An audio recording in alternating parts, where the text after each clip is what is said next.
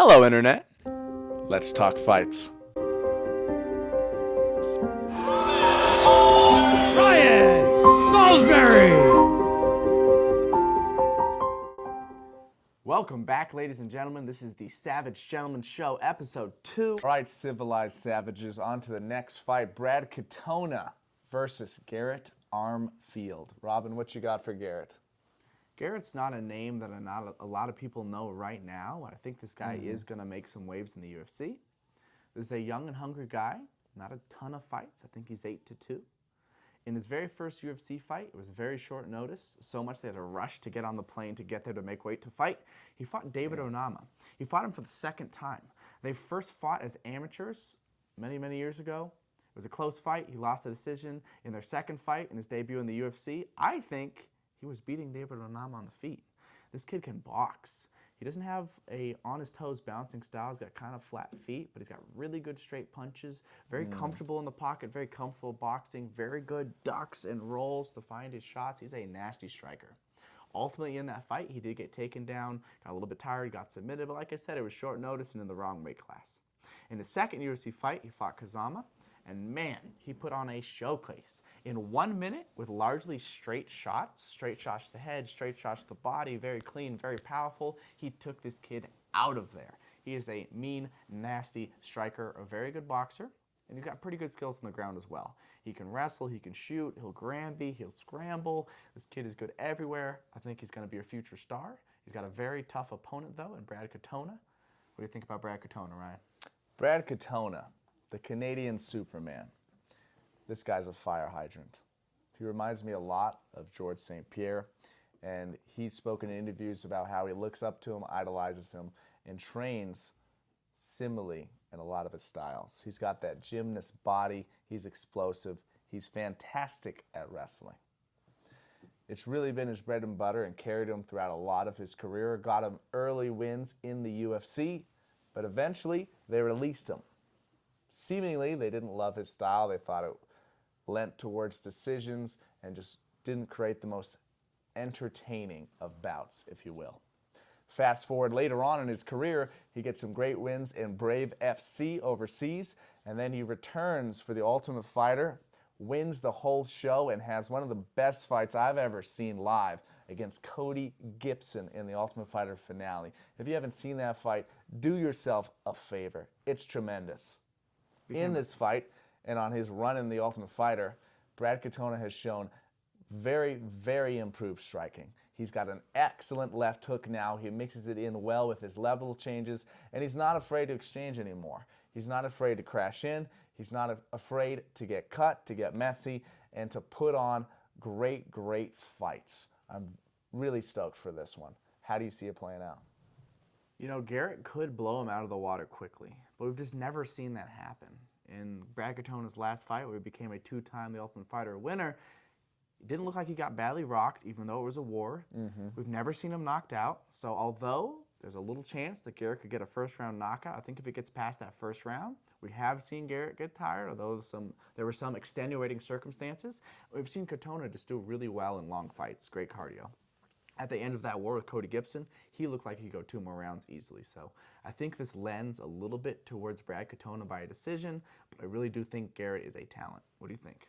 With Katona's improved striking, I just think he has more ways to win this fight. He can win it on the feet. I do believe he'll still mix in his wrestling and his takedowns, especially against a striker like Garrett. Could find himself finishing with a guillotine. I expect this to go all 3 rounds. And I think Katona gets his hand raised here. The Canadian Superman getting it done. Brad Katona, unanimous decision. Next fight, Sean Woodson versus Charles Jourdain. What you got for Sean, the sniper Woodson, right? Sean Woodson out of Missouri. Nasty striker. This guy used to be a heavyweight. Now he's all the way down to featherweight, and it shows. He's got reach on almost everyone in the division. He's incredibly tall, and also noteworthy, extensive boxing background. I believe he had 46-3 as an amateur boxer and started at 8 years old. That's a tremendous amount of experience. It shows. He's got nasty body shots. He's gotten finishes with it in the UFC. I like that he rips multiple ones, finds that liver. he also shows tremendous defense. Rolling, pulling, shoulder rolling, a lot of the times with his hands down. And he's got incredibly loose straights, mixes up the rhythm really well, and overwhelms a lot of opponents in that range where they just feel unmatched with him, outmatched with him. How do you see this going down against Jourdain? Tell me a little bit about his game.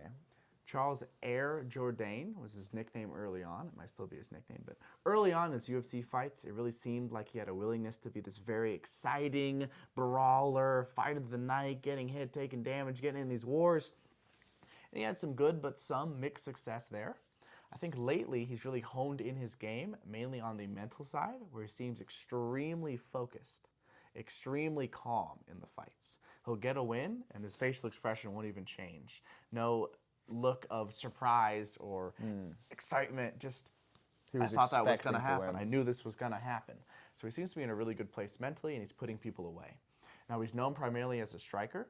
He likes his lead hook, he likes his push kick, and like we said, he likes to do flying knees, jumping kicks. He's got a lot of good attacks on the feet. But one of the things I want to focus on today is one of the newer developments in his game. He's really been working on hitting a guillotine. Now, he does a good job of chasing this guillotine and not always chasing it in the center. What I mean by that is he's not chasing this guillotine normally with his fist in the middle. You can choke people here. You can crush their throat and make them tap and eventually put them out. But one of the guillotines he likes to do is a higher elbow power guillotine, where instead of going here, he's pulling this arm all the way through past the shoulder, where the elbow lines up with the chin like a rear naked choke. Once it's that deep, you are in so much trouble where oftentimes it's so deep and he can adjust with the other hand and then lock his hands, then close his hands. He's not even worried about you hand fighting it because it's so far past your head. This is something he hit really, really nicely on Lando Venata. Jourdain's got this crazy high guillotine, and Venata didn't have any choice to tap. That's something he's really been working on. He hit it as well against Ricardo Ramos. In that fight, he also hit a really, really nice octopus guard escape from side control, where he's sliding out from under his opponent's elbow, gaining posture, creating the scramble, re-entering on his partner's neck, and ultimately, again, choking his partner with a guillotine. So I'm really curious to see how this fight goes based on those developments he's made in his game. What do you think for an official prediction? I think it depends who puts this fight in their realm. Woodson's boxing, like we said, is tremendous. If he can keep Jourdain out of kicking range, in boxing range, pressure with straights, rip the body, mix up his tempo, slide back and avoid strikes, I could see Woodson taking over this fight handily. I will say, experience advantage, even though he has the boxing, experience advantage in MMA leans to Jourdain. As you mentioned, he's fought Ricardo Ramos. He's fighting Lando Venata. He's fought really Big names and good guys. Great fighters, and I think that could play into this fight. We had a really tough time talking about this fight, going back and forth. It's a toss-up almost. I think this could very easily go either way, but I'm going to give a slight edge to Charles Jourdain. Yeah, it seems like Charles Jourdain has had these slightly bigger tests, slightly bigger names. His record isn't as pretty as Sean Woodson, but he's been there and done that with some of the better guys in the sport. I think that's pushed him to a slightly different level, but this could really go either way. Sean Woodson has a 9-inch reach advantage. He's got amazing boxing. Will Jourdain be able to do big kicks and some big single shots and kind of avoid getting into this fight where Woodson's just hitting a ton of volume on him? Is the grappling going to be a big factor and difference? Woodson's decent on the ground, decent wrestling, but I do think that Jourdain has a bit of an edge in the grappling. We're curious to see. I would agree that Jourdain has a slight edge, but man, this fight is close, and man, I think this fight is going to be a great fight. Moving right along, Sedai versus Ramone Tavares. The rematch. What you got for Mr. Ramone? Guys, Ramone, a little bit like Sean Woodson that we just talked about, is an excellent boxer. This guy is a southpaw. He likes to fight with his hands down a little bit, kind of inviting you to come in. He wants to slip and rip.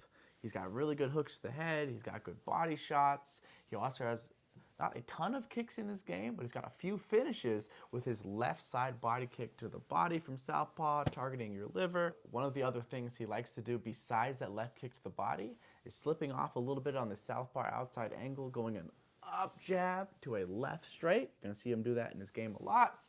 Overall, he seems like he's fairly well-rounded, primarily likes the boxing and has big power. These two kind of have a fun story. Ramone fought Sergey on Dana White's Tuesday Night Contender Series. He was doing all right on the feet. He hit that up jab to cross. and then Sedai dropped him. It was a very legit drop. He hit him with a good shot afterwards. The ref stopped the fight. Ramone protested it. Dana White didn't like the stoppage, so then Ramone went back onto Contender Series, got a nice knockout. Now he's in the UFC, and these guys are having a rematch. What do you think about his opponent? Sergey Sedai is a very technical fighter. He'll play long on the outside, touch the hands in open stance, usually starts off with jabs and low kicks, which I think is usually the way to go as a striker. It's very safe. You're mixing up your targets, but you're staying at a very long distance where you can see things coming and slowly build into your offense. He has a well-rounded approach. One particular thing I wanted to look out with him is the shift. He scored a beautiful head kick knockout outside the UFC shortly before getting signed. His opponent's pressuring him, backing him up, trying to cut him off. He's throwing shots, and he switches his stance, switching out his lead foot behind him to his rear foot and sending up a high kick, which just brutalizes his opponent. And that change in stance and switching of the power side really throws opponents off, and they're not aware. They can get caught with something very powerful that they did not see coming. Very impressive defense, keeps his hands very tight, brings his hand up the way he's slipping. Overall, I think this kid's fantastic. Can't wait. What do you think about this fight? How does it go? How does it go down? It's a really interesting contrast in styles where Ramone fights with a lot of bravado and maybe a little bit of ego where his hands are down. He's really inviting you to hit him and just wants to swing and get knockouts. And Sergey fights a little bit more fundamentally sound with the hands up, very disciplined, very sharp. So it's an interesting contrast in styles. Sergey seemed to be winning the first fight, got that stoppage even if it was a little bit early. So we're leaning our prediction a little bit towards Sergey, but I wouldn't be too surprised if Ramone hit an upset knockout. What do you think? Especially in the first round, Ramone is tremendously dangerous. Like you said, he tries to get you to play into that ego battle some, trade with him, stay in boxing range. Reminds me a little bit of a young Jorge Masvidal. I think this kid's nasty, but I do think Sergey is more technical. I think he'll stay away from the brawl, stay away for some of the power punches early on, and I see him getting this one done. Whether he's knocking him out again and finding his chin again, or dragging this out a little longer with a well-rounded approach. Maybe trying some grappling, testing out the ground game of Ramone, we haven't really seen. Either way, I think he gets it done. Unanimous decision or a knockout. All right, guys, next fight on the card. Paulina Viana versus Jillian Robertson. Robin, what you got for Jillian? If I was giving you a basic first style, it's jiu-jitsu.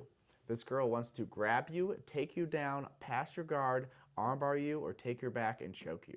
She fundamentally uses jiu-jitsu in her game. And most of her striking shows that.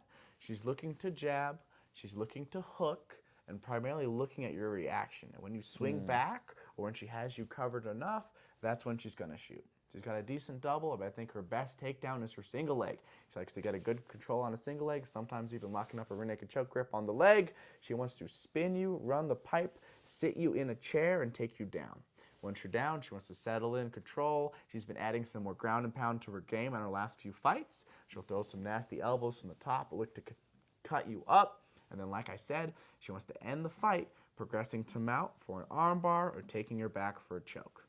When she competed against Rose Namajunas in a professional jiu-jitsu grappling event, she took her back and choked her in around 30 seconds, which was extremely impressive. Rose is a really good grappler herself, but Jillian shows some really good control and some really good killer instinct, finding the spot quick and finding her choke.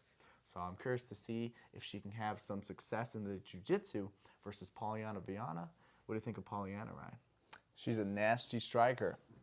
When she's staying on her feet, staying at a bit of range, she seems to do her best work. With the traditional Muay Thai base, she's got really good power, stays in a strong stance. I don't see her getting off balance very often, where she's leaning over her foot one way or the other, or running back on her heels. She delivers a punch. She's had quick knockouts in the UFC, but she's also devastating on the ground. We're talking about a multiple-time BJJ national champion out of Brazil. Great pedigree. She's scored nasty knee bars in the UFC before from top position, and if she's taken down, she's shown a very dangerous guard game, scoring triangle finishes.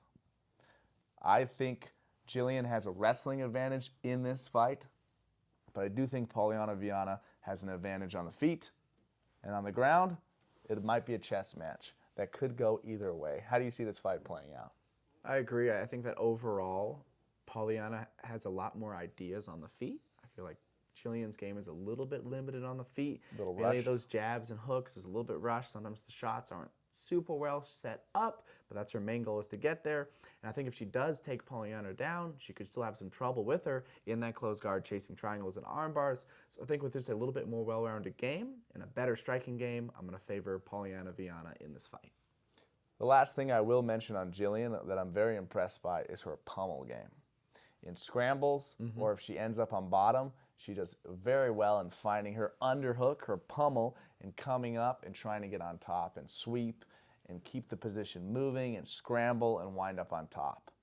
Even if she gets Paulina Viana down, which she could, I do think Paulina Viana can score very well off her back and potentially submit Jillian. On the feet, Paulina Viana has a more well-rounded game, as you mentioned. She hits harder, she's more dangerous, she uses a better variety of attacks, and looks much more polished and balanced as a striker. I think Paulina Viana gets this one done. Paulina Viana, finish or decision? Probably a decision. I'd say this goes all three. It's a good chance. All right, guys, official prediction, Paulina Viana. All right, guys, next fight, Johan the Lion Lainez versus Sam Patterson. What you got for Johan? Johan is a nasty Canadian striker. This dude's a powerhouse.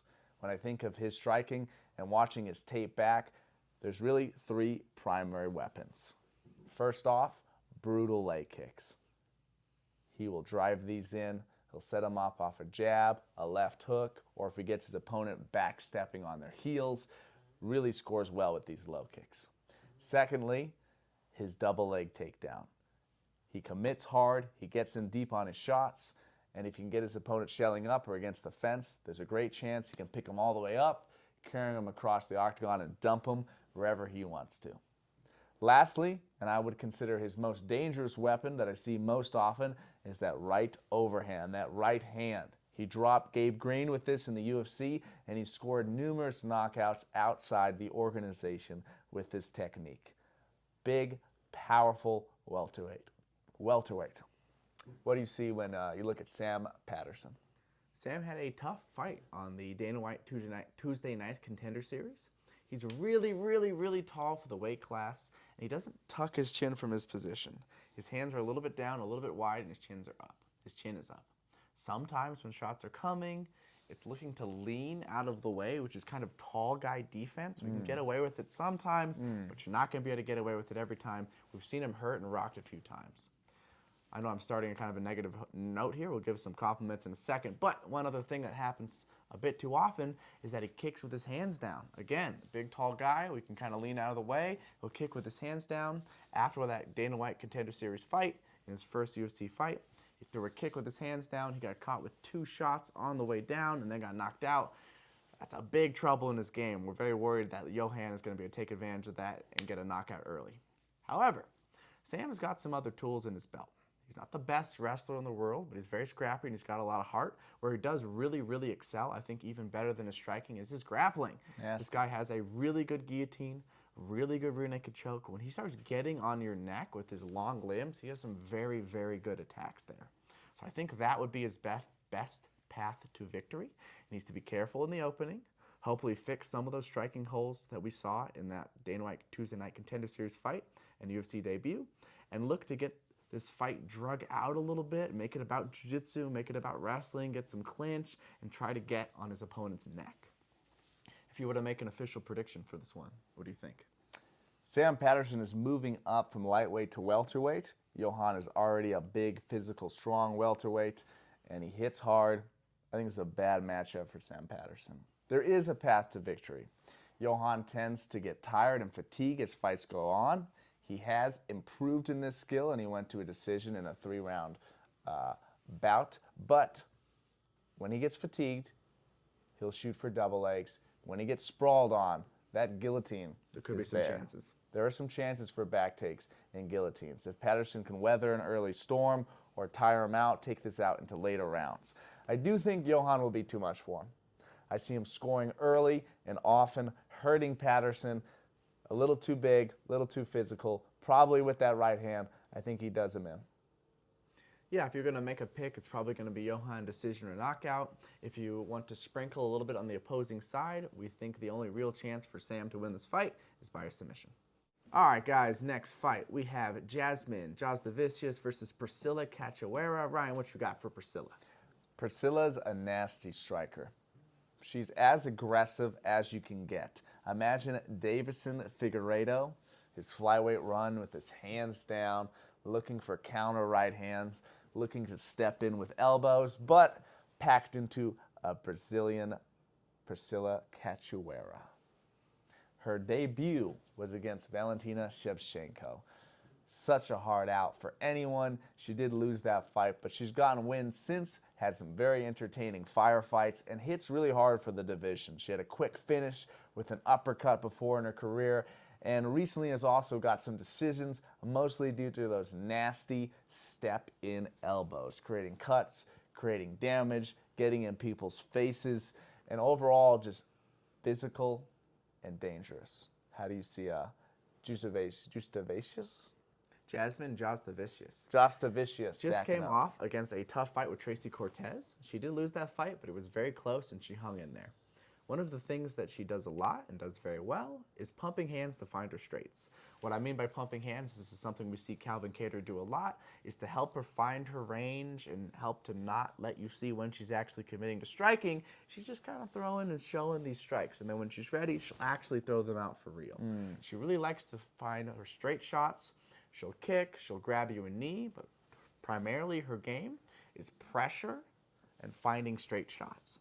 She also has some very impressive wrestling. She's got a very good double leg, and when she takes you down, she's not just going to let you up. She's got good control. She's good at wrist riding, meaning once she's got you down to a turtle, she's now lacing her arm either around your back or under and controlling one of your wrists so you can't post and get up. She's got your wrist control, and she can stay on you. She has a well-rounded game. She's good everywhere, and one of the things I like for her in this fight is that she's got a really solid noggin. When she fought Tracy Cortez, she got bombed on with some big shots, and it did not deter her. She kept moving forward, kept working her game plan, kept pressuring. She never took it, rattled, or changing her game plan. She kept going. She's a tough girl. So I really do favor her in this fight. What do you think about Priscilla's chances in this fight? The knockout's always on the table when we're talking about Priscilla. She's got a few quick knockouts. She hits incredibly hard. I do think she has less ways to win this fight. I don't see her winning it on the ground. I don't see her winning it in the wrestling. I don't see her winning it with a submission. I think she gets this done in the striking, or she doesn't get it done. I'm leaning to a decision loss here. Yeah, I think Jasmine's going to take this one. I think she's going to do all right in the striking. I think if she gets hit hard, she's going to be okay. And then I think she's going to take her down and ground it out. Priscilla's last fight, she fought Miranda Maverick, and she spent almost the entirety of the fight stuck flat on her back without showing a lot of ideas. That's not a good sign when it's this late in a fighter's career. Priscilla's 35. She's been in the UFC for a long time. I think Jasmine's going to be able to get her in those positions, hold her down, grind her out, and I think she's going to win the decision. We're going with Jasmine on this one. Quick shout out to the sponsor of this video and our friend Sanctum Combat. Link in our description. All right, guys, this is the last fight on the card. This is a really fun matchup between two exciting grapplers. We got Malcolm Gordon versus Jimmy Flick. Ryan, what you got for Jimmy Flick? Jimmy Flick is primarily a grappler. Interesting story for his career. He hit a nasty flying triangle in his UFC debut, then decided he was done with the sport and he was going to retire and put his time and focus onto other things. But he's changed his mind, as we are all allowed to do, and is now back. He has struggled in his last couple fights, primarily with strikers. He wants to get the fight down and jump on a submission. He's incredibly aggressive on top. He prioritizes trying to finish the fight there with his jiu-jitsu rather than his ground and pound. He's looking for chokes. He's looking to get on your back, jumping for arm bars any way he can. Now, he has struggled, as I mentioned, on the feet. He's been TKO'd in the UFC. Doesn't look very comfortable there. Looks like he has to go to the wrestling instead of implementing a striking game that gets his opponent thinking about the striking before he gets under and goes for his takedowns. How do you think he matches up with Malcolm Gordon? I think this is an interesting one. Like I said, they're both grapplers. Both of these guys have struggled a bit as of late. They've both been kind of blown out of the water quickly by strikers in a couple matchups. I don't think that's going to happen to either one of them in this. I think this fight is going to be interesting on the feet, where they're both fairly aggressive, but it's not their favorite place to be. Where I really want to see this happen is on the ground. Malcolm Gordon is a very good black belt. When he fought Muhammad Mokaev, the undefeated Russian, he hung with them for 2 rounds. He eventually did get submitted in the third, but he showed some really good defense and some really good scrambling ability. Malcolm Gordon likes to start fast. Sometimes he'll almost rush the start just a little bit. He likes to do a lead rear hand, charging in with that before he looks to shoot.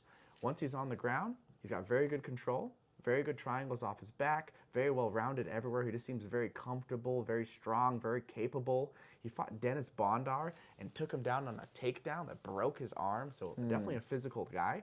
I think in this matchup against another grappler, I'm going to give Malcolm Gordon the edge. I just think he's a little bit better of a grappler, a little bit more fundamentally sound, a little bit more positionally aware and based, a little bit less chasing subs over position, which sometimes I've seen Jimmy Flick do. This could be a close fight and it could go either way, but I'm going to favor Malcolm Gordon in the grappling bout. What do you think? Now, is Jimmy Flick related to Bryce Mitchell, or is that just a rumor? It's just the look and a little bit of the style, but I don't think he's quite on that level. Even though he's dangerous and he could catch Malcolm Gordon, I do think he's not quite as well-rounded. He doesn't look as comfortable on the feet. He hasn't faced quite the competition that Gordon has faced. I'm leaning towards Gordon on this one as well. Malcolm Gordon, decision or submission? All right, guys. Hey, that is all of our picks for the show. Really quick, we're going to go over some shout-outs and our favorite bets on this card. Who are your favorite bets, Ryan?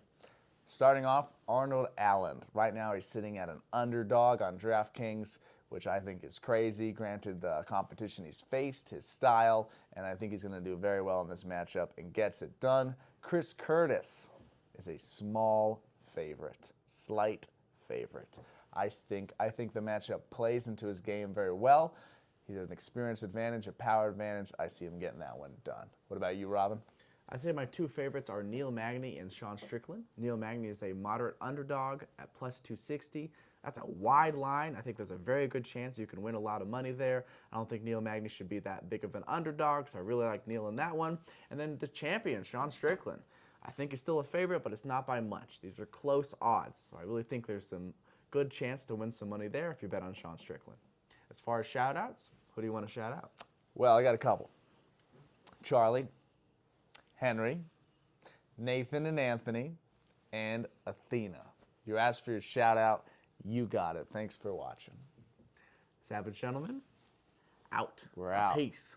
Strike. On that break, he can throw an elbow. He rocked, what's the black guy's name? Derek Brunson at the end of the first round with this elbow. And Nasruddin Imavov hit the same elbow on Sean Strickland.